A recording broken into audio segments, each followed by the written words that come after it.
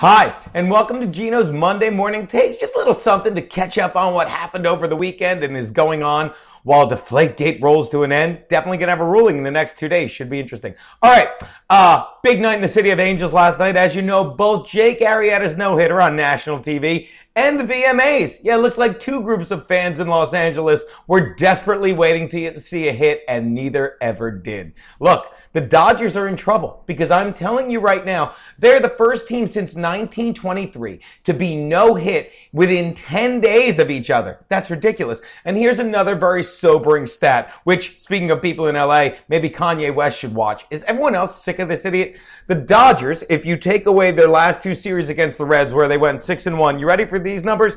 They are 3-10 in those games, and they have scored 2 runs or less in 5 of them. Jesus, you know what happens? Take this from a Phillies fan if you're thinking of betting the Dodgers. Sometimes you have such great pitching that your hitters tend to fall asleep. It's what happened in Philly when they had that incredible staff with Oswalt and Hamels and Lee and Holiday, and suddenly they were losing every game 2-1. That is what I think we're seeing in Los Angeles. Meanwhile, and this is why I still really love the Jays and the Mets, you get teams like that have always had great hitting, and suddenly the pitching starts to catch on late in the year, and they are just throwing nothing but gas, knowing no matter what happens, if the guy hits a 2-run dinger, they got the bats up behind him. That is why the Mets have gone from the lowest run scored team in the league to the highest run differential since they made that trade, since the trade deadline. Blue Jays are no different, people. That is why I really like them. And I'm telling you, I'm going to start taking the under on some Dodgers games. Next thing, let's talk about it. It looks like for the second time in 7 years, a black man in Washington, D.C. has failed to fulfill all of his promises. You know what I'm talking about? The Redskins have named Kirk Cousins the starter. And that just shows how bad RG3 has been, because Kirk Cousins isn't very good. But let's go to the fact. This is what Scott McLuhan, I don't know how to say his name, I should. He was literally quoted by a source as saying he was determined to change team culture and he must move on from Griffin. Wow. You know who's definitely feeling the lingering side effects of a concussion? I think it's McLuhan, from hitting his head the past 4 months going, why? Why did I pay him a $60 million contract extension? Why did I pick up the option? And this is how bad he is. Do not think going to Kirk Cousins is any better. Here are some staggering stats. While RG3 is 5-15 over his past 20 starts, in his 8 starts, Kirk Cousins is 1-7 and has a lower completion percentage than RG3, 58% to 63%, and has thrown 2 more picks than TDs, while RG3 had 1 more TD than pick. But here's the staggering stat.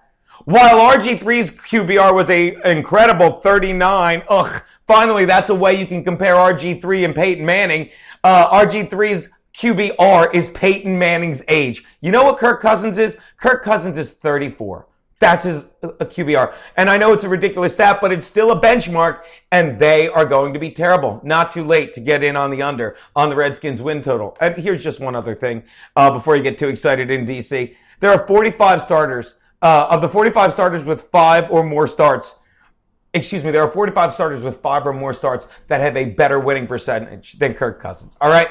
And just if I can throw in a little I told you so, I don't know if you saw what John Elway said over the weekend about Peyton Manning, that he wants him to walk off into the sunset with a trophy. But again, I don't think that's a positive sign for Manning, because here's Elway's quote. I told him this: I appreciate him coming to Denver and playing and finishing his career in Denver, and I feel obligated as much as I do to the Broncos fans, see where he's going with that, to try and figure out a way to let him walk away into the World Championship with the sunset. Well, into the sunset. You know why? Because I think Elway's idea of letting him walk off into the sunset is with a trophy in one hand and a clipboard in the other. Elway loves Brock Osweiler. All right?